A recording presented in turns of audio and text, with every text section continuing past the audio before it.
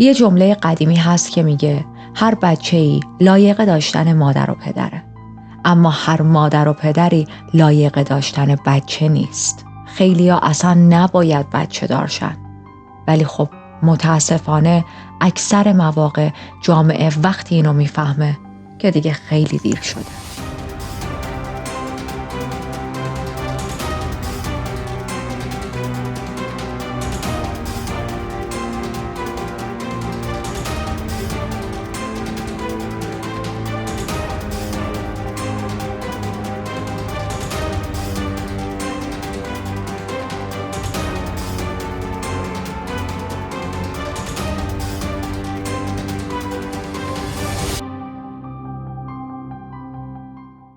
من ریتا هستم و در این چنل وارد دنیای جنایی میشیم، جایی که حقیقت عجیبتر از خیاله و مرز بین خوب و بد محو میشه. قبل از شروع پرونده امروز یک نکته کوچیکی رو بگم.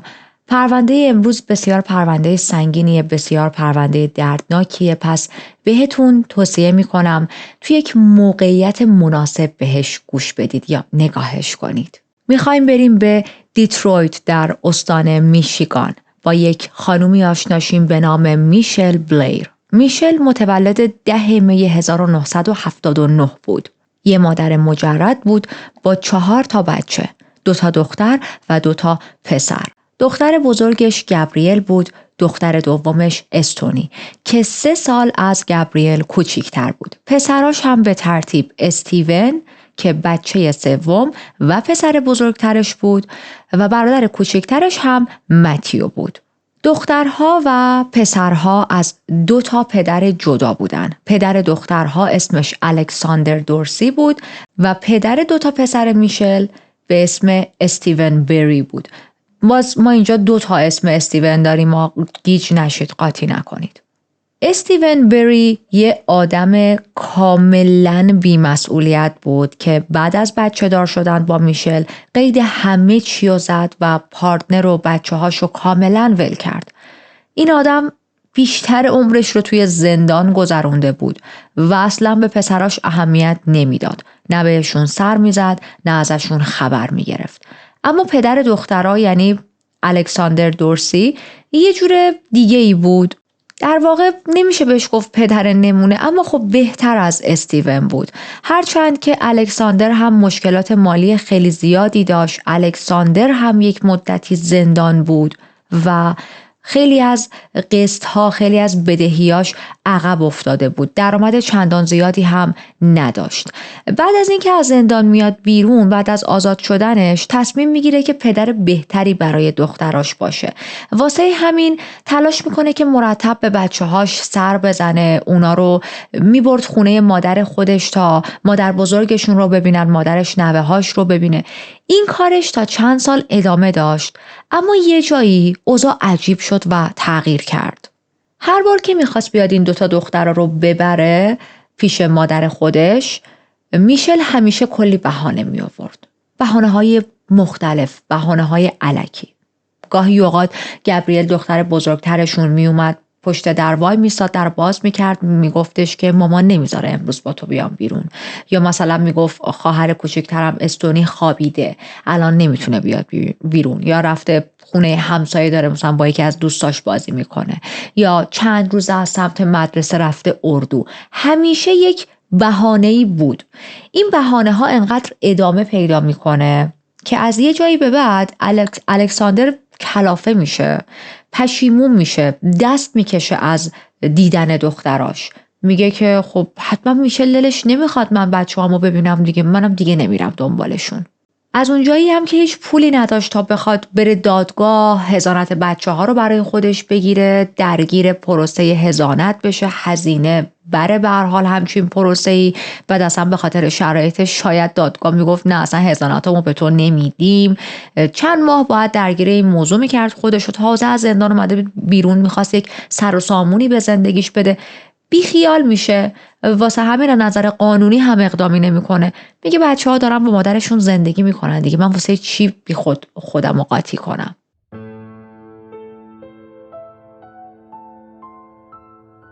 بارداری میشل خیلی افتضاح بود. میشل نتونسته بود اصلا درسش رو ادامه بده. وقتی کلاس 10 بود گابریل یعنی اولین بچهش رو باردار شد و همین شد که تصمیم گرفت ترک تحصیل کنه. توی سال 2015 با 4 بچه داره زندگی میکنه. وضع مالیش خیلی افتضاحه. مجبور میشه به یه آپارتمان ارزون قیمت بره.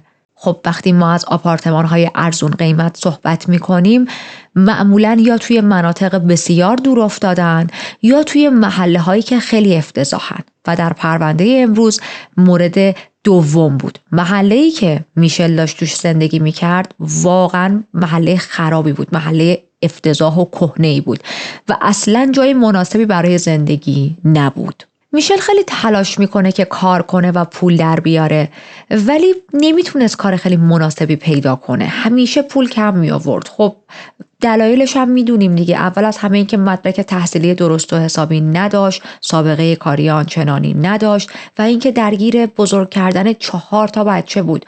معمولا خیلی جاها وقتی میبینن طرف این همه بچه داره و سینگل پرنت هم هست بهش سخت شغل میدن.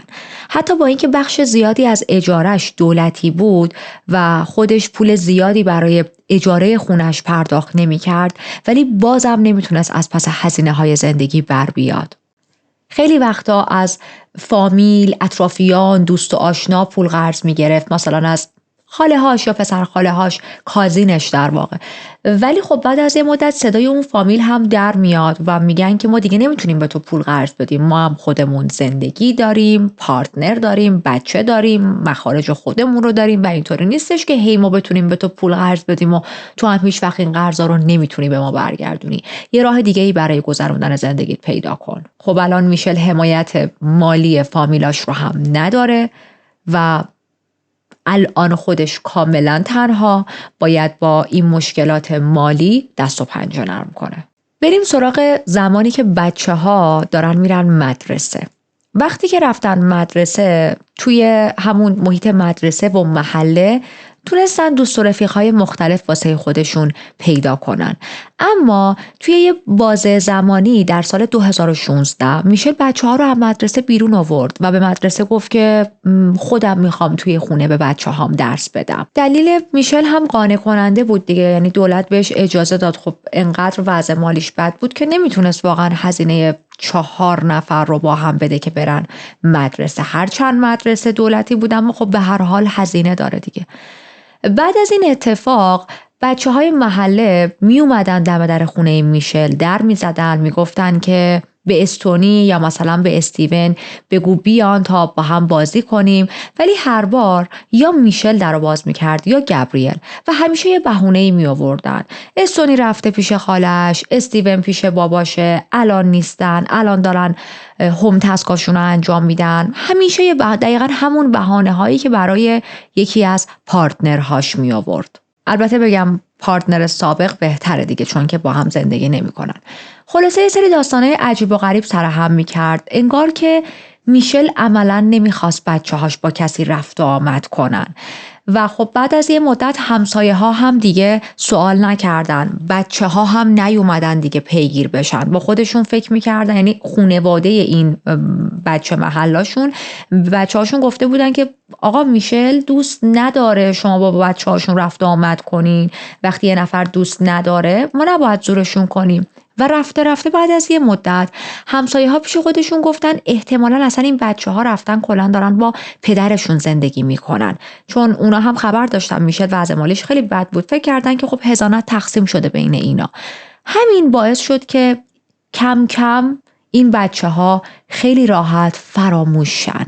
اما قرار نیست این فراموشی تا ابد بمونه و یه سری اتفاقا افتاده که این پرونده راه پیدا کرده به چنل ما.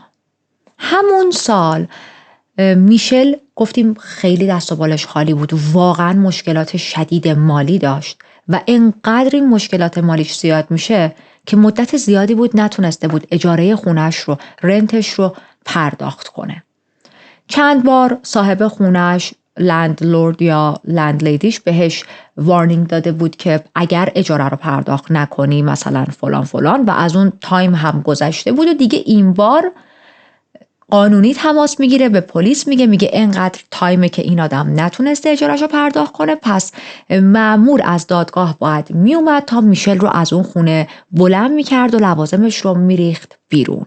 بعد از چند روز مأمور از دادگاه میان، چند بار در میزنن اما میشل خونه نبود. در رو باز میکنن تا حالا برن دیگه حداقل لوازم رو خالی کنن و اون لوکیشن رو برگردونن به صاحب خونه.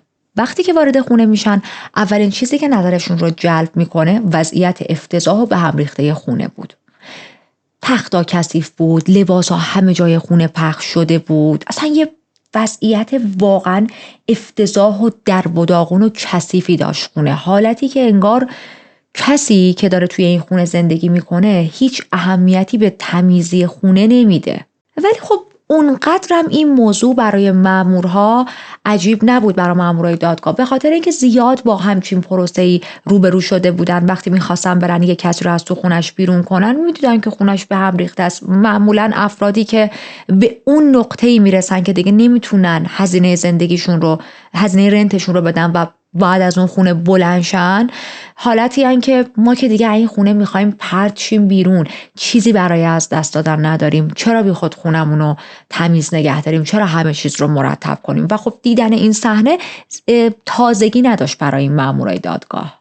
اما وقتی داشتن همه اساسای خونه رو خالی میکردن، دیدن که اوکی، یه چیزی جا مونده.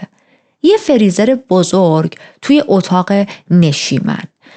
میرن سراغ این فریزر تا برش دارن و اون فریزر رو هم قاطی لوازم از خونه بیرون کنن. اما چون وظیفه‌شونه که چیزهایی مثل کمد، نمیدونم مثلا فریزر، چیزهایی که کشو داره، در داره، داخلش یک فضایی داره که میشه اشیا توش قرار بگیره، رو باید قبل از جابجایی همیشه چک کنن که چیزی داخلش نباشه، مخصوصا مثلا چیز با ارزش یا چیزی مثل غذا که حالا بعداً طرف نتونه مدعیش آی من نمیدونم فلان قد طلا جواهرات داشتم، یا غذا بمونه خراب بشه باعث بوی بد بشه، یا مهمترین دلیل سنگین بشه اون مثلا فریزر یا کمد.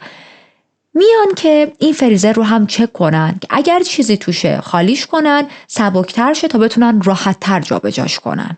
در فریزر رو باز میکنن و خب طبیعتاً انتظار داشتن که مواد غذایی ببینن، مثل نخود فرنگی یخزده، مرغ، وجتبل، سبزیجات و هرچی. ولی به جای همچین چیزایی چشمشون به یک کیسه بزرگ و سیاه افتاد. خب برای مامورا این کیسه بزرگ و سیاه عجیب بود. یکی از مامورا کنجکاو میشه، کیسه رو باز میکنه و چیزی که دید واقعا وحشتناک بود. اون مامور یه بدن دید، بدن یه دختر بچه.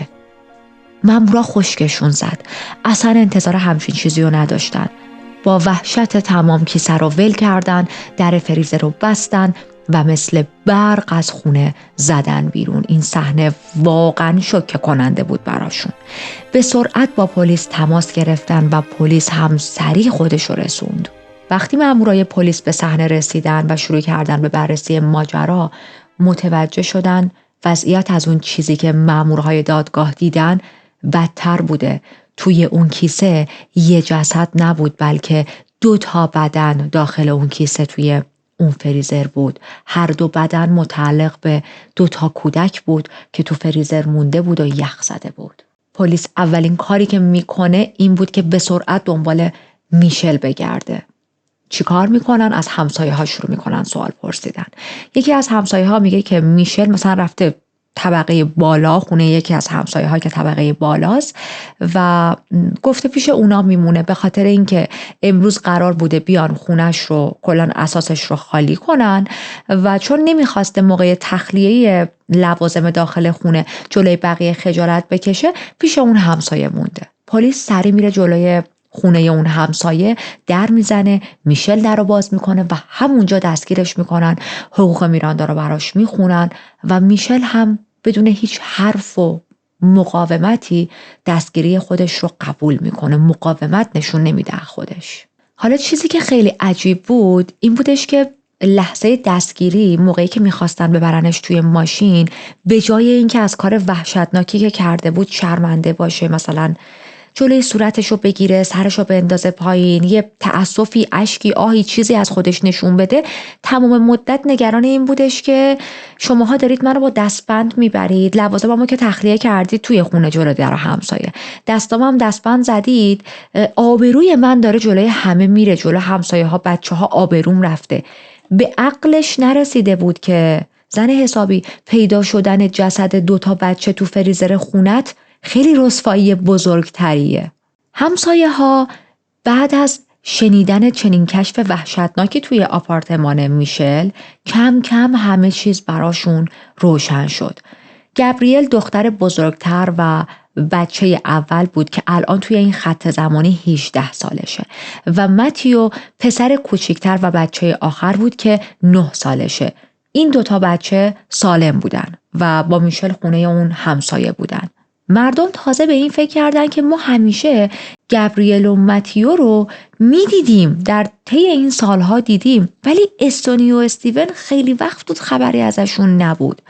و اونجا بود که میفهمن این 2 جسد همون بچه هایی بودن که مدتها ناپدید شدن و همه نگرانشون بودن.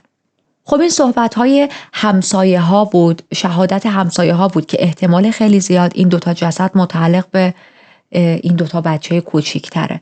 ولی خب پلیس باید جسدها رو ببره برای آزمایش دیگه. میبرن تو پزشکی قانونی و 3 روز طول میکشه تا بتونن تازه تحقیقات رو روی این اجساد شروع کنن، به خاطر اینکه به مدت چند سال این اجساد توی فریزر یخ زده بودن و 3 روز طول میکشید تا این یخها کامل آب شه. اونجوری هم بودش که بعد یک مدلی پروسه آب شدن یخ رو انجام میدادن که آسیبی تا اونجا که میشه به بدن نرسه تا بتونن هر آنچه اتفاق افتاده روی بدن این 2 بچه رو بفهمن و کشف کنن.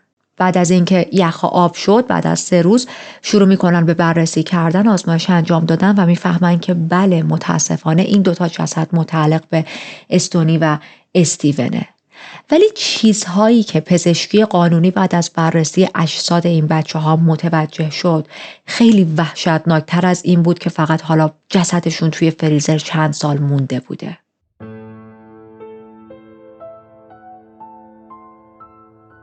بریم تا براتون تعریف کنم این جزئیات وحشتناک رو. استیون پسر 9 ساله به خاطر شدت سوختگی‌ها و ضربه‌های مکرری که به بدنش وارد شده بود جونش رو از دست داده بود. بدنش پر از جای زخم و رد سوختگی با سیگار و ضربه‌های شلاق بود و پزشک قانونی تشخیص داد که مرگش به خاطر همین شکنجه‌ها و ضربه‌های متعدد بوده. استونی که 13 سالش بود هم با همون خشونت و بیرحمی به قتل رسیده بود. جای زخم و کبودی‌های شدید رو بدنش نشون میداد که این بچه بیچاره هم زیر دستای مادرش حسابی عذاب کشیده و به قتل رسیده. این بچه ها واقعا یک مرگ وحشتناک و دردناک رو تجربه کرده بودن و اصلا چانسی برای زنده موندن نداشتن. این خبر به سرعت تو کل محله پخش شد و واقعا همه شاک شده بودن. کسی نمیتونست باور کنه که این زن میشل همچین کاری کرده باشه. همسایه ها و فامیلا که اونایی که با میشل در ارتباط بودن انگار که تازه سیلی به صورتشون خورده و از خواب بیدار شدن. اصلا با خودشون فکر نمی‌کردن که همچین جنایتی پشت درای بسته اون خونه در جریان بوده باشه. خیلی از همسایه ها شروع کردن به پچ پچ کردن و از خودشون میپرسیدن چطور ممکنه هیچ کس اینو نفهمیده باشه؟ چطور ممکنه این فاجعه اینقدر طولانی مخفی بمونه؟ حتی اونایی که قبلا با میشل در ارتباط بودن و باهاش حرف میزدن هیچ وقت نمیتونستن چنین چیز بدی و راجع به میشل و آخر عاقبت این بچه ها پیش بینی کنن. اما حالا همه چی داشت کم کم روشن میشد. گفتم بهتون این خبر مثل یه زلزله توی محله پیچید و از این محل به اون محل، از این چنل تلویزیون به اون یکی چنل پخش شد و به معنای واقعی جامعه توی بهت و حیرت بود. هرچی بیشتر از جزئیات این اتفاق میفهمیدن بیشتر تو دلشون وحشت میکردن که چطوری مادر میتونه همچین جنایتی رو انجام بده و مدت‌ها مخفی نگهش داره. همه از خودشون میپرسیدن چرا هیچ کس نفهمید؟ چرا هیچ کس کمک نکرد به این بچه‌ها؟ ولی حقیقت این بود که میشل خیلی خوب تونسته بود این جنایت رو مخفی نگه داره. الان بحث قتل 2 کودک، اونم نه یک قتل معمولی، قتلی که سالها توی فریزر جسدشون پنهان شده بوده مطرحه و پلیس هم کارش خیلی سنگینه. یه سری از نیروهای پلیس شروع میکنن به صحبت کردن با تمام همسایه ها، همکلاسی های سابق این 2 بچه ها، همبازی هاشون، فامیل های میشل و یه سری پلیس دیگه هم در حال بازجویی از خود میشل بودن. نکته ناراحت کننده اینه توی اتاق بازجویی وقتی که بهش میگن اینجوری ما جسد 2 از بچه ها رو توی فریزر پیدا کردیم، میشل خیلی راحت میگه که آره من هر 2 رو کشتم. درسته که اعتراف کرده، اما این خیلی راحت بیان کردن این حرف، اینکه هیچ احساسی توی حرفش نبود، اینکه اصلا درکی از عمق جنایتش نداشت، واقعا برای همه عجیب بود. ازش میپرسن چرا این 2 بچه کوچیک رو به قتل رسوندی و میگه که من اونا رو کشتم به خاطر اینکه پسر کوچیکم متیو رو اذیت میکردن و طبق حرفای خودش این آزار و اذیت‌ها به متیو داشته از سال 2012 شروع میشده. حالا بریم تا من از زبون خود میشل براتون تعریف کنم. یه روز وقتی داشت تو خونه راه میرفت و مشغول تمیز کردن خونه بود که خب البته ما اثری از تمیزکاری توی اون خونه ندیدیم. وضعیت خونه جوری بود که اصلا انگار سالهاست قهر کرده با تمیز کردن خونه، ولی حالا anyway تعریف خودشه.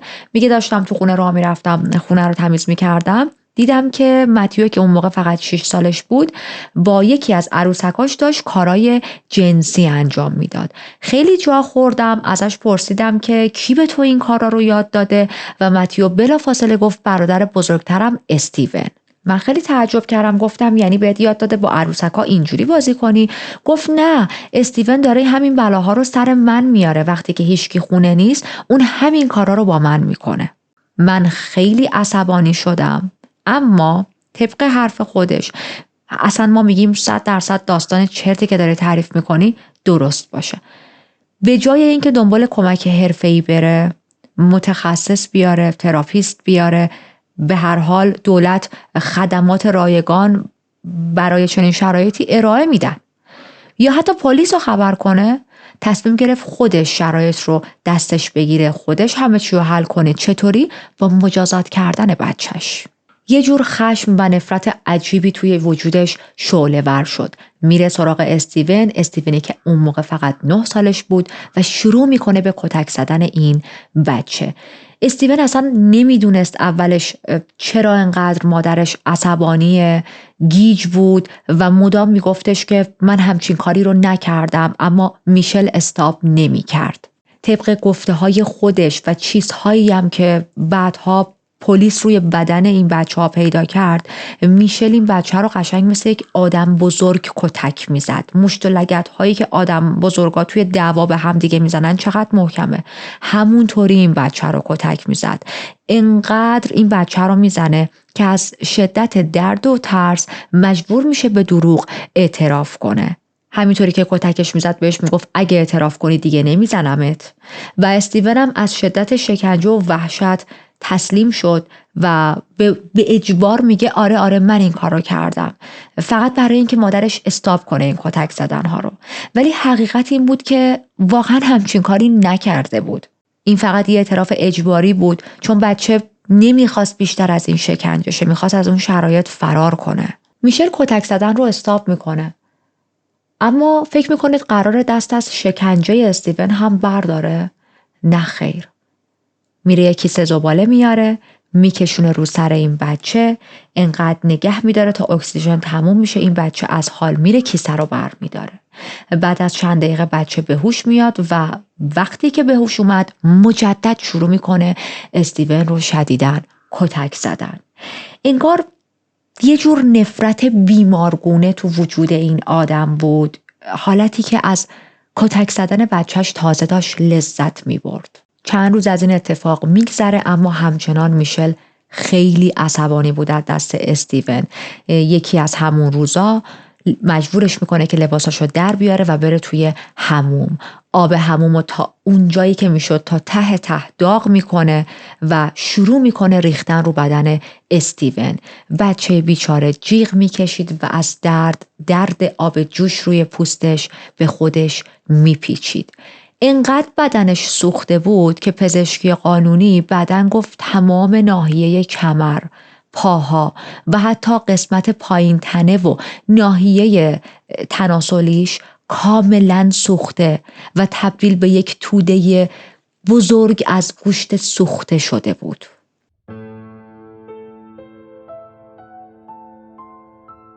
این شکنجه ها 2 هفته طول کشید.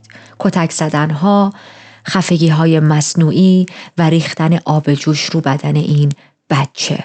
میشل حتی استیون رو مجبور کرد یه بار که مایه شیشه شور و یک بار هم وایتکس بخوره. واقعا عجیبه. کاور کردن بعضی از پرونده ها خیلی سخته. خب طبیعتاً این بچه بعد از خوردن این مایعات سمی برای بدن حالش بد شد، دلپیچ و دل درد شدید گرفت، بالا آورد، ولی تمام مدت میشل بهش میگفت چون تو با برادرت این کارا رو کردی، منم باید با تو همین کارا رو بکنم. در نهایت استیون دیگه تحمل نداشت، بدنش نکشید و 3 آگوست همون سال از دنیا رفت. آخرین لحظاتش قطعاً پر از درد و وحشت بود و شاید بهتره بگیم راحت شد زیر دست این مادر بعد از مرگش. حتی وقتی داشت نفسهای آخر رو میکشید، میشل هنوز فرصت داشت بهش کمک کنه، هنوز فرصت داشت که زنگ بزنه آمبولانس بیاد، اما فقط وایساد، نگاهش کرد، تماشاش کرد و وقتی خیالش راحت شد که مرده، رفت سراغ زندگیش. بعد از اینکه خیالش راحت شد بچهش جونش رو از دست داده، جسدش رو توی یه پتو پیچید و گذاشتش توی فریزر، همون فریزری که بهتون گفتم. و اینا رو همه رو داره برای پلیس تعریف میکنه، اما در انتها میگه که ببینید من واقعا قصد کشتن استیون رو نداشتم و فقط میخواستم بهش درس بدم. نمیدونم چطور امکان داره یه نفر فرق درس دادن و شکنجه و قتل و آدمکشی و تعرض و ابیوز رو نفهمه. میگه بعد از اینکه استیون مرد، جسدش رو توی فریزر گذاشتم، یه لحظه احساس پشیمونی کردم، واقعا ممنون. و این فکر اومد تو سرم که به پلیس زنگ بزنم، خودمو به پلیس معرفی کنم. ولی خب این کارو نکرد. به جاش رفت سراغ متیو، پسر کوچیکش، و بهش گفتش که برادرت مرده و من دیگه باید برم به پلیس این موضوع رو خبر بدم. و اینو با یه حالت خیلی بدی گفت. خب متیو اینجا چند سالشه؟ متیو یه بچه 6 سال است. وحشت میکنه، به مادرش میگه که اگه پلیسا بیان چی میشه؟ به متیو میگه خب قطعا منو میبرن، منو دستگیر میکنن و تو بدون مامان میشی. و متیو 6 ساله چی میگه به مادرش؟ میگه نه مامان لطفاً نرو، پلیس میاد ما رو از هم جدا میکنه و من دلم نمیخواد که تو بری زندان. برای همین به پلیسا میگه آره التماسای متیو در نهایت باعث شد که من صرف نظر کنم و دیگه حالا زندگیمو با 3 بچه باقی موندم ادامه بدم، انگار نه انگار که هیچی اتفاق افتاده. اما موضوع اینه که این جنون میشل قرار نبود تموم شه، تمومی نداشت. 9 ماه بزنیم جلو. میگه باز متیو اومد پیش من و گفتش که حالا خواهر بزرگترم استونی داره به هم آزار جنسی میرسونه. یه چیزی که واقعا عجیب و غیر قابل باوره. ببینید حتی اگر این حرفهای متیو هم درست بوده باشه، فضای خونه انقدر فضای افتضاح و پر از وحشتیه. حالا جلوتر براتون بیشتر تعریف میکنم، اینو فعلا اینجا داشته باشید. انقدر فضای اون خونه پر از وحشت و مسمومه که کاملا طبیعیه حتی اگر بچه ها هم رو اذیت کنن، یعنی باز هم مقصر خودتی زن، نه این بچه ها، نه که بچه ها رو اینجوری اذیت کنی. که خب 2 حالت داره دیگه. حالا یا متیو این داستانهای ترسناک و از سر ترس گفته، یا فقط برای اینکه جلب توجه کنه، جلب محبت کنه از سمت مادرشون، اصلا محبت نمیشد به اینا، یا اینکه اصلا این حرفها رو نزده و اینا همه ادعاهای کاذب خود میشله. ولی به هر حال این حرفها باعث شد که میشل بره سراغ استونی و همون بلاهایی رو سرش بیاره که داشت سر استیون می آورد. استونی اینجا 13 سالشه، میشل میره سراغش، انقدر کتکش میزنه که خارج از تحمل این بچه 13 ساله بود. مدام بهش میگفت من همچین کاری نکردم، من بیگناهم، اما اصلا انگار میشل نمیشنید. به کتک ها ادامه داد.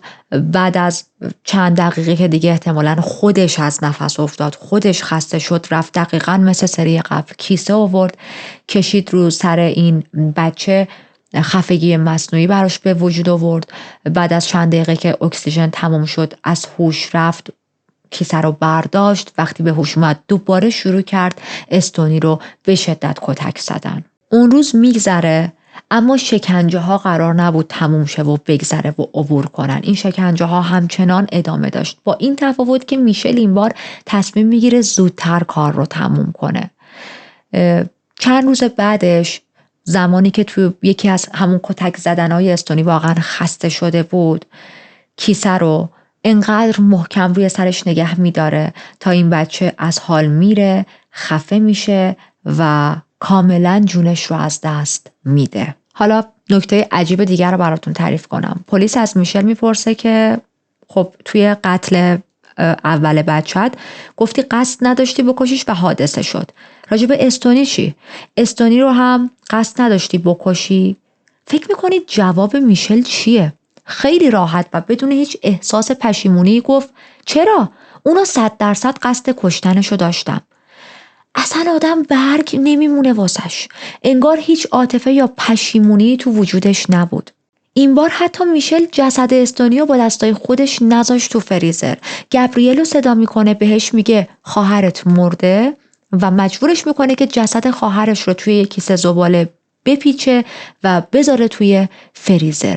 یه لحظه تصور کنید یک دختر 18 ساله‌ای که حالا جلوتر بهتون میگم گابریل هم خیلی تحت آزار و اذیت‌های مادرش قرار میگرفته، مجبور بشه جسد خواهرش رو جمع کنه و ببره بذاره تو فریزر و به هیچ کس هم از ترس جونش حرف نزنه.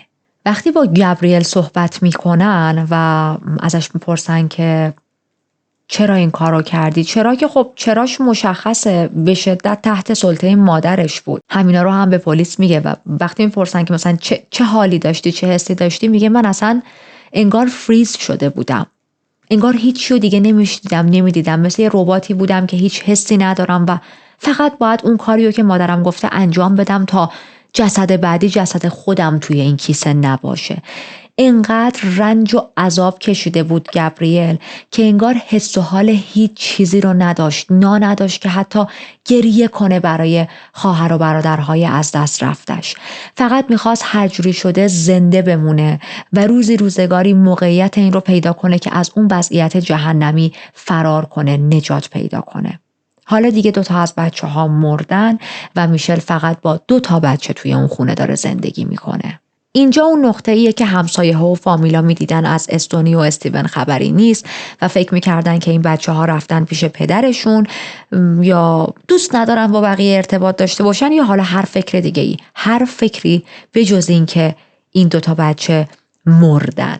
واقعا هیچ کس نمیتونست فکر کنه که جسدشون الان توی فریزره و گابریل و ماتیو کسایی هستن که هر روز توی اون خونه با دیدن اون فریزر لعنتی ترس میاد تو وجودشون، یاد شکنجه های مادرشون میافتن و اون فریزر هم قشنگ یک نقطه‌ای توی خونه بود. فکر نکنید مثلا توی بیسمنت و اینا قایم شده بود، نه، عین مثلا بوفه، عین یه نمیدونم کتابخونه، عین یه چیز تزئینی توی نقطه وسط خونه گذاشته شده بود، به یک دیواری تکیه داده شده بود که بچه‌ها وقتی رد میشن ببینن این فریزر رو. حالا بریم از آزار و اذیت‌های میشل روی این 2 بچه دیگه‌ای که مونده تعریف کنم. بعد از مرگ، یعنی بعد از قتل در واقع 2 از بچه‌هاش، میشل آروم نشده بود. همچنان اون رفتارهای وحشیانه رو با گابریل و ماتیو ادامه میداد. هر وقت سر هر چیزی عصبانی میشد، هر چیزی، یعنی حتی چیزهایی که ربطی به این 2 بچه نداشت، شروع میکرد این بچه‌ها رو کتک زدن. با سیم میزدشون، با کمربند شلاقشون میزد و خیلی اوقات روی بدنشون سیگار خاموش میکرد. روزی که گابریل داشت با پلیس صحبت میکرد، روی بدنش پر از جاهای سوختگی، آثار سیگار وجود داشت. دختر 18 ساله. و این آزار و اذیت‌ها، این شکنجه‌ها، این کتک‌ها سالها ادامه داشت تا همون روزی که مامورهای دادگاه میان خونه رو تخلیه کنن، اون فریزر لعنتی رو پیدا میکنن و مابقی ماجرا. دادگاه‌های میشل خیلی برای من عجیب بود. خیلی عجیب بود. یعنی ما هر پرونده‌ای بررسی میکنیم من میگم دیگه این تهشه. دیگه این میزان از وقاحت، این میزان از جنایت دیگه تهشه و باز next case من رو متعجب میکنه. دادگاه‌ها و پرونده میشل هم واقعا برای من تعجب آور بود. این آدم توی دادگاه با افتخار و بدون هیچ احساس پشیمونی درباره کارهایی که با بچه‌هاش کرده بود حرف میزد جلوی بقیه. حتی میگه میدونم کارهایی که کردم جرمه، اما جرمایی که مرتکب شدم فقط و فقط به خاطر حفظ جون متیو بود، فقط به خاطر محافظت از متیو بود. ولی خب پلیس قرار نیست که حالا فقط رو حرفای میشل تکیه کنه. بعد از جستجو و تحقیق‌های بیشتر و بررسی سوابق میشل چیزهایی میفهمه که خیلی از حرفهای میشل رو زیر سوال میبره.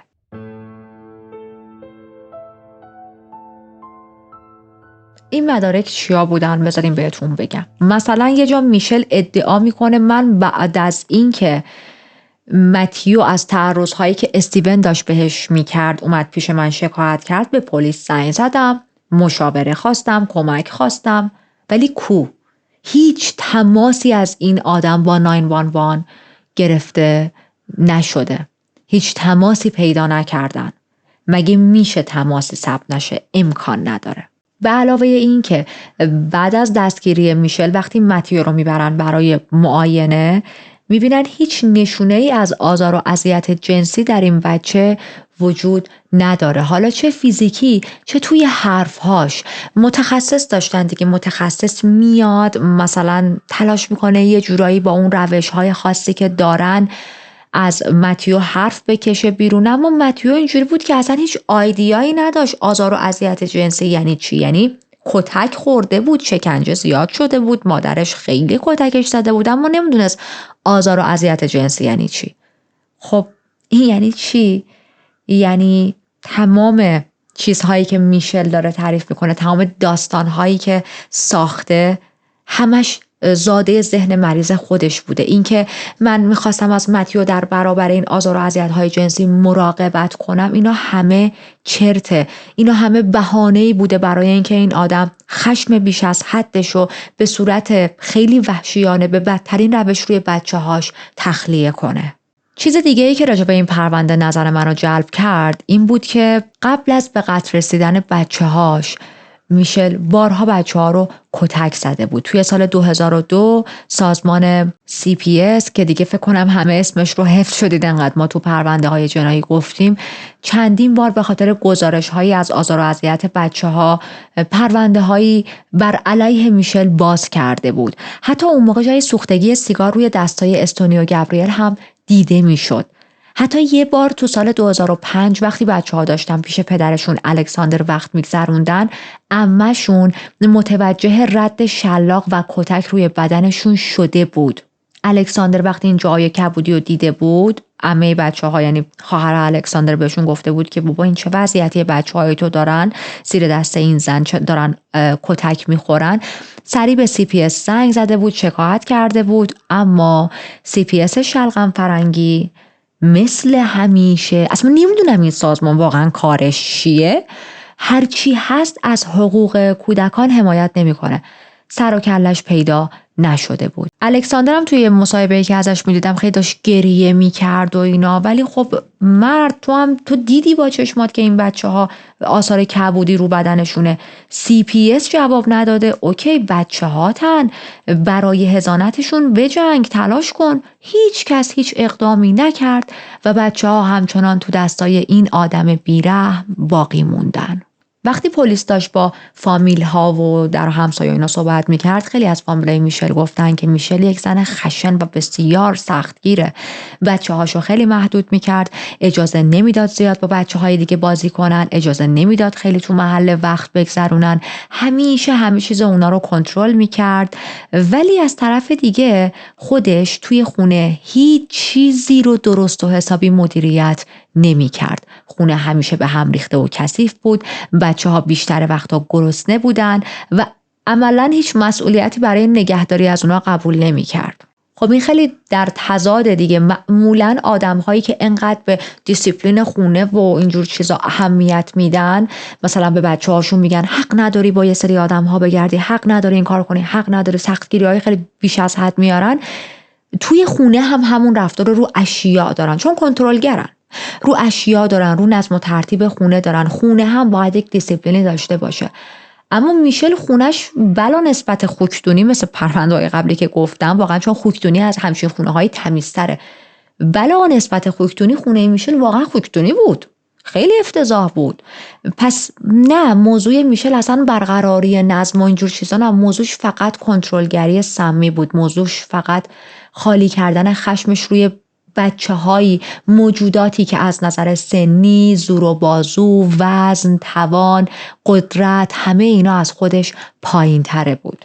میخواست همه چیز تحت کنترل خودش باشه، در حالی که خودش نمیتونست هیچ نظمی توی زندگیش داشته باشه. از همه بدتر وقتی بدن متیو رو بررسی کردن، دیدن که روی بدن اونم پر از رد کتک و سوختگیه. یعنی همون بچه‌ای که میشل داره ادعا میکنه من ازش محافظت میکردم، همون بچه رو هم داشت تمام مدت شکنجه میداد. متیو 25 تا جای زخم و کبودی داشت اون موقعی که رفته بود دکتر داشت معاینش میکرد. حالا بماند که خیلی از زخماش قطعا چند سال پیش خوب شده، این 25 تا زخم جدیده، این 25 تا زخم و کبودی تازه است. جاهایی که با کمربند و سیم کتک خورده بود کاملا مشخص بود. گفتم بهتون حتی روی بدن گبریل دختر بزرگتر هم پر از آثار شلاق و ضربه و کتک و خاموش شدن سیگار بود. و این فقط و فقط یه چیز رو ثابت میکرد که میشل یک زن دیوونه‌ای بود که لذت میبرد بچه‌هاشو شکنجه بده و این ماجراهای آزار جنسی به متی و محافظت کردن ازش همه از توهمای ذهنش بود. من که خریدار این حرفاش نیستم، حالا شما رو نمیدونم داستانش رو باور میکنید یا نه.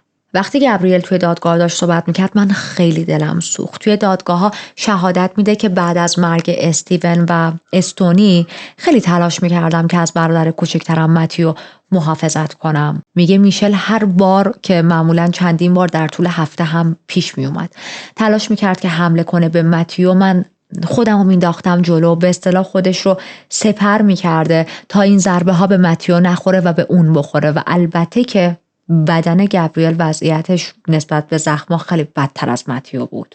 میگه ما توی یک جهنمی زندگی میکردیم که هیچ راه فراری ازش نداشتیم، ما واقعا از مادرمون میترسیدیم. دادگاهاش توی سال 2015 بالاخره تموم میشه.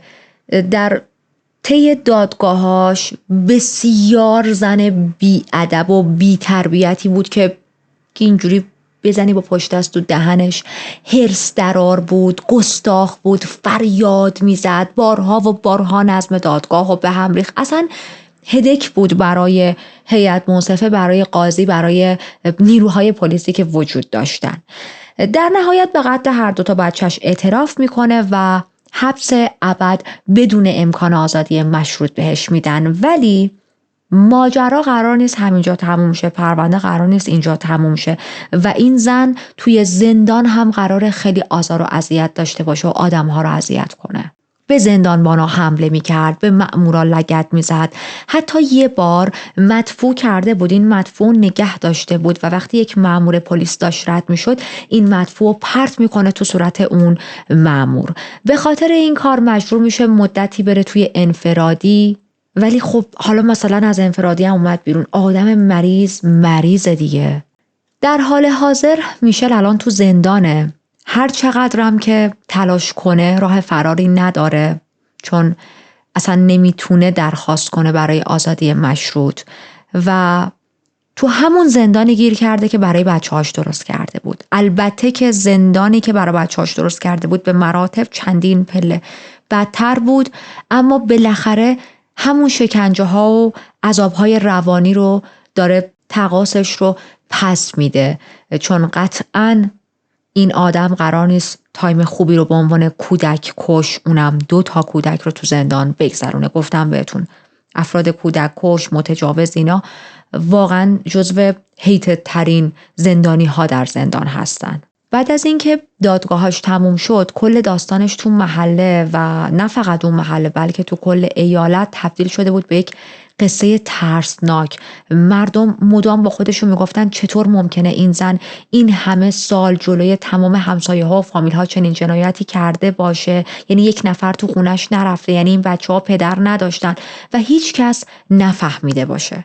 ولی انقدر این زن گوش تلخ بود، انقدر خشن و سختگیر بود که اصلا کسی جرئت نمی‌کرد زیاد تو زندگیش دخالت کنه، اصلا کسی دلش نمیخواست بره باهاش صحبت کنه. حالا بریم سراغ گابریل و متیو، ببینیم بعد از دستگیری میشل چه اتفاقی برای اونا افتاد، زندگیشون داره چه جوری میره جلو. خب این بچه‌ها که بالاخره از اون جهنم نجات پیدا کردن، سرپرستیشون رو دادن به عمه‌شون یک افسر بازنشسته پلیسه و اتفاقاً تخصص عمه‌شون هم توی رسیدگی به پرونده‌های کودک آزاری بود. خیلی پارادوکس واقعاً عجیبیه، خیلی تلخه. شما عمت سالها تو همین حوزه کار کرده باشه و نتونسته باشه بفهمه که برادرزاده‌هاش تو چه عذابی بودن، ولی حالا الان که حضانت این بچه‌ها رو گرفته دستش، تمام تلاشش رو داره میکنه که بهشون کمک کنه تا بتونن یک زندگی نرمال عادی مثل هزاران آدم و کودک دیگه برای خودشون بسازن. گابریل خیلی تلاش میکنه بعد از تمام این اتفاقا خودشو به قول خودمون جمع و جور کنه و یک آغاز جدیدی داشته باشه. تو سال 2017 بالاخره میتونه از دبیرستان فارغ التحصیل شه، وارد دانشگاه میشه. با اینکه یک عالمه درد و عذاب تحمل کرده بود، اما تصمیم گرفته بود که قوی بمونه. خیلی هوای برادرش رو داره تلاش میکنه واقعا زندگی بهتری واسه خودش درست کنه. رفته جدا از عمش داره زندگی میکنه، یک آپارتمانی برای خودش گرفته و تمام فوکوسش روی اینه که بتونه یک زندگی آرومی رو ببره جلو. متیو هم زمانی که مادرش رو دستگیر کردن، میشل رو دستگیر کردن، خب 9 سالش بود. الان سنش بیشتر شده اما همچنان داره با عمش زندگی میکنه، با عمش زندگی رو میگذرونه. خب چون متیو سنش کمتر بود، یک مقدار آسیب ها روش شدیدتر بود و به مراقبت های بیشتری نیاز داره، اما خوشبختانه حمایت عمه و خواهرش رو داره. این داستان خیلی ها رو شوکه کرده بود، ولی متاسفانه ماجرا به همینجا ختم نشد. سال 2022 تو همون شهر دیترویت یه اتفاق مشابه افتاد. ببینید سال 2022، 2 سال پیش، الان زمانی که ما داریم صحبت میکنیم سال 2024. من میخواستم این پرونده رو جدا براتون کاور کنم، ولی گفتم ولش کن، الان که ما این همه هرس خوردیم بذار اتفاقا، چون این پرونده هم خیلی ربط داده شد به ربط که یعنی خیلی مشابه پرونده اصلی بود که پرونده میشل بود، گفتم بذار تو همین پرونده واسهتون تعریف کنم. سال 2022 یک مادر دیگه به اسم آزورا دیفرنس به جرم کشتن بچهش و گذاشتن جسدش توی فریزر دستگیر شد. این بار یه پسر 3 ساله به اسم چیس آلن قربانی این اتفاق بود. پلیس برای بازدید رفته بود خونه این زن، دید که وضعیت بچه‌ها توی اون خونه خیلی افتضاح، شرایط وحشتناک بود. بچه‌های دیگه‌اش در واقع بسیار گرسنه بودن، ضعیف بودن. خونه عین دقیقاً خونه میشل خیلی به هم ریخته و کثیف بود و وقتی که فریزر رو باز میکنن با جسد چیس روبرو میشن. چیس هم دقیقاً مثل داستان میشل شدیداً شکنجه شده بود و مورد آزار و اذیت قرار گرفته بود. وقتی پلیس وارد خونه آزورا دیفرنس شد، اصلا فکر نمی‌کرد با یک کابوس دیگه قرار روبرو بشن. میدونید یه جورایی همه داشتن دیگه اون قتل میشل رو فراموش می‌کردن، سعی می‌کردن ازش عبور کنن. 5 بچه توی اون خونه بودن که خیلی ضعیف و گرسنه بودن. بوی بد میومد توی اون خونه، جوری که اصلا آدم حالش بد میشه عکس‌ها رو میبینه. و یک جسدی که توی فریزره. یکی از مامورای پلیس وقتی با رسانه‌ها صحبت میکرد گفتش که من هیچ وقت فکر نمی‌کردم دوباره قراره با یک جنایت هولناک شبیه دیگه روبرو بشیم. جسد چیس 3 ساله توی فریزر یخ زده بود و مجدد اون کابوس قبلی برای همه ظاهر شد. تمام این اتفاقا ببینید مثل یک زنگ خطره که نشون میده چقدر بعضی از جنایت ها ممکنه در سکوت و پشت درای بسته خونه ها اتفاق بیفته. آزارا دیفرنس هم مثل میشل ادعا کرد که شرایط سخت زندگی و مشکلات روانی باعث شده این بلاها رو سر بچه هاش بیاره، ولی واقعا هیچ بهانه‌ای نمیتونه این همه خشونت و بیرحمی رو توجیه کنه. بچه رو بده بره، اداپتش کن. من خیلی توی پرونده های جنایی میبینم که دوستان برای من گاهی اوقات کامنت میذارن آخه بچه بیچاره خونوادش ولش کردن، مثلا دارم راجع به سرگذشت کودکی یک قاتل یا مقتولی صحبت میکنم، میگم که پدر مادر اصلی خودش گذاشته بودنش برای سرپرستی و ناپدری نامادری داشت و خیلی ها میان کامنت میذارن چه پدر مادر بیرحمی، چرا گذاشتنش واسه سرپرستی؟ دمشون گرم، حداقل دیدنش توان نگهداری این بچه رو ندارن، سپردنش به پرورشگاه. حالا یا انقدر تو اون پرورشگاه میمونه که 18 سالش بشه خودش بره زندگی جدید واسه خودش شروع کنه، یا یه خانواده میان بهتر از خودش حداقل به سرپرستش رو قبول میکنن. نه اینکه شما اون بچه رو نگهداری هر کاری که واقعا به عقل آدمیزاد نمیرسه روش انجام بدی و بعد بگی شرایطم سخت، خب بده بره اون بچه رو. به هر حال قتلی که آزارا دیفرنس هم انجام داده بود و پسر 3 سالش رو به قتل رسونده بود خیلی سریع خبرش توی شهر پیچید. میدونید حالتی شده بود که همه میگفتن وای چرا اینطوری شده، این اتفاقای وحشتناک توی یه دونه شهر. دوتاشون اینو بهتون بگم، یکی از چیزایی که خیلی این دوتا پرونده در واقع نزدیک به هم بود چون شهرشون هم یکی بود. مردم اینطوری بودن که چطوری توی یه شهر در عرض چند سال با فاصله بین کمی هی داره همین اتفاق ریپیت میشه. خیلی از خبرنگاران میرن توی محله های فقیرنشین و گزارش جمع میکنن راجع به وضعیت بچه های محروم و خانواده هایی که توی فقر شدید دارن زندگی میکنن. خیلی ها شروع کردن به سرزنش سیستم هایی که باید از این بچه ها محافظت میکردن و نکردن، مثل سازمان حمایت از حقوق کودکان یا همون CPS. تو داستان میشل هم بارها گزارش های کودک آزاری به CPS شده بود، هم از سمت یکی از پارتنرهای قبلیش، هم از سمت عمه بچه ها، هم از سمت همسایه ها، ولی خب هیچ اقدام جدی نشده بود.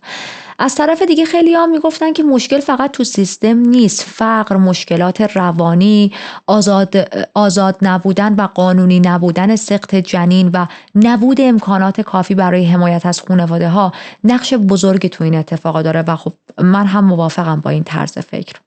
یعنی خیلی ها میگفتن ببینید خیلی از این مادرهایی که دارن دست به این کارهای وحشتناک میزنن و به یک مشکلات عمیق روانی رسیدن خودشون هم قربانی شرایط خیلی بد زندگی و مشکلات منتالی و فقر بودن از خانواده هاشون و واقعا هم این درسته. گذشته میشل، اون یکی خانوم یا خیلی های دیگر رو وقتی آدم بررسی میکنه میبینه همین جوری هی انگار اون مشکلات داره نسل به نسل منتقل میشه. واسه همین خیلی گفتن که باورشون این بود درخواست میکردن به جای اینکه هی سعی کنید مجازات رو برای آدم ها سنگین تر بکنید، تلاش کنید یک راه حلی پیدا کنید برای افراد و خانواده هایی که ساپورت های کافی ندارن قبل از اینکه کار به اینجا برسه، قبل از اینکه بچه هاشون چنین ابیوز هایی رو تحمل کنن یا کار در نهایت به قتل برسه و بچه ها قربانی ناامنی پدر و مادرهاشون بشن. در واقع از ریشه مشکل رو حل کنید، نه اینکه صورت مسئله رو پاک کنید. حداقل توی اون شهر الان آدمایی که هیچ وقت فکر نمی‌کردن همچین چیزایی ممکنه تو همسایگیشون اتفاق بیفته الان بیشتر حواسشون به بچه‌های اطرافشونه. همسایه‌ها سعی می‌کنن بیشتر مراقب باشن، اگر دیدن بچه‌ای تحت آزار یا تو شرایط بدیه خیلی سریع به مراجع مربوطه خبر بدن، سیلیش بازی در بیارن، بیخیال نشن. اگر سازمان حمایت از حقوق کودکان خودش رو جمع و جور بکنه، نمیدونم، فکر نمی‌کنم، ولی خب مرگ این 3 کودک یک تلنگر بزرگ بود که به همه یادآوری کنه بابا نسبت به اطرافمون توجه کنیم. شاید گاهی اوقات یک قدم کوچیک برداشتن باعث بشه که از یک فاجعه بزرگ جلوگیری کنیم. گفتیم گابریل داره تو دانشگاه درس میخونه و در کنار درسش خیلی تلاش میکنه که به بچه‌های دیگه کمک کنه به صورت داوطلبانه. توی یک مصاحبه‌ای، البته مصاحبه تصویری نبود، من تصویری از گابریل نداشتم که براتون بزنم، ولی شاید خودش نخواسته تصویرش توی رسانه ها باشه و کاملا همین حق رو داره که بتونه زندگیش رو عادی ببره جلو. میگه که زندگی من خیلی تلخ شروع شد ولی نمیذارم که این گذشته تلخ باعث بشه که آیندم رو از دست بدم و من واقعا دارم تلاش میکنم آیندم رو بسازم. توی دانشگاه داره روانشناسی میخونه و میگه تصمیم دارم که با توجه به درسی که میخونم بتونم در آینده به آدم‌ها، به بچه‌های دیگه کمک کنم که همون عذابی رو که من کشیدم، خواهر و برادرهام در طول زندگی کشیدن، شاید روز دیگه بچه‌های دیگه نکشن. الان که ما توی سال 2024 هستیم، مدرسه‌ها شروع کردن به برنامه‌ریزی برای آموزش‌های خاص به معلم‌ها و مشاورهای مدرسه که بتونن علائم کودک آزاری رو بهتر تشخیص بدن. این آموزش‌ها بهشون یاد میده که چطوری باید با بچه‌هایی که رفتارهای غیر عادی دارن صحبت کنن، نشونه‌هاش چیا هست، یا وقتی چیز مشکوکی دیدن چطوری سریع و درست گزارش بدن. حتی توی کلاس‌های درس هم بچه‌ها یاد میگیرن که اگر خودشون یا یکی از دوستاشون، اطرافیانشون رو دیدن که مورد آزار و اذیت قرار گرفته، باید چیکار کنن، باید چجوری رفتار کنن و چطوری از افراد بزرگتر کمک بگیرن که خب خیلی این آموزش عالیه. کاش این آموزش ها در همه مدارس رایج بشه. پرونده امروز خیلی برای من دردناک بود. هر بار من به پرونده یک کودک برخورد میکنم، قتل کودک، میگم نه، دیگه نمیتونم قتل کودک ها رو کاور کنم، از توان من خارجه. بعد نمیدونم وجدانمه مثلا چیه، یه چیزی تو وجودم بهم میگه آخه نمیخوای صدای این بچه باشی، نمیخوای راجبش صحبت کنی، نمیخوای یک فرهنگ سازی بشه. چون خیلی ازتون این پیام رو میگیرم که چه اطلاعات مفیدی مثلا در رابطه با در طول پرونده ها میدی و این فکره مثل خوره میافته به جونم و باز بعد چند روز میرم سراغش، میگم که اوکی این یکی هم کاور میکنم، سخته، تلخه، ناراحت کننده است، میدونم، اما با هدف این که اطلاع رسانی بشه صحبت میکنم راجع به این کیس. و خب این چرخه همطور ادامه داره. قبل از اینکه با هم خداحافظی کنیم یه چند ثانیه با من بیشتر همراه باشید تا یاد این 2 کودک رو زنده نگه داریم و راجبشون در حد چند ثانیه، کمترین کاری که میتونیم بکنیم، صحبت کنیم. استونی و استیون کودکانی بودن که از ابتدا در رنج و سختی و شکنجه زندگی کردند. پدرانی که اهمیتی بهشون نمیدادن و مادری که یک هیولای واقعی بود. استونی و استیون باید مثل هر کودک دیگه‌ای در این دنیا از کودکی کردن و شاد بودن لذت می‌بردن، اما به جاش تمام مدت تحت کتک و آزار و اذیت‌های مادرشون بودن و در نهایت هم همین شکنجه ها جونشون رو گرفت.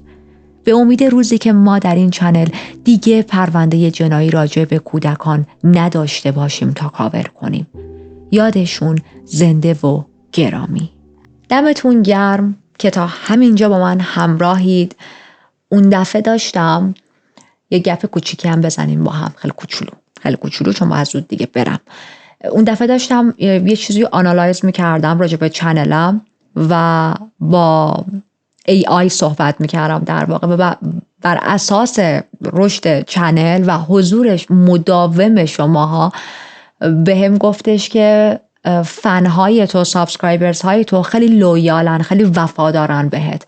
اصلا اینقدر من خوشحال شدم و میخواستم که ازتون تشکر کنم. همیشه البته گفتم، بازم میگم، آدم باید قدردان چیزهایی که داره باشه، چرا که نه. و شما جزو داشته های من در این چنل هستید. حضورتون خیلی منو خوشحال میکنه. واقعا ممنونم بابت تمام حمایت هاتون، کامنت هایی که میذارید، لایک هایی که میکنید، نظرهایی که میدید، انرژی ها و وایب های خوب و خفن و مثبتی که برای من ارسال میکنید. ممنونم. اگر که بار اول دارید این ویدیو رو از من میبینید، پرونده های جنایی رو دوست دارید و نحوه اجرای من رو پسندیدید، سابسکرایب کردن شما خیلی من رو خوشحال میکنه. مواظب خودتون باشید. میدونید دوست دارم توی پرونده بعدی بسیار پر انرژی حضور پیدا کنید تا ببینیم کیس دیگمون چیه. بدرود.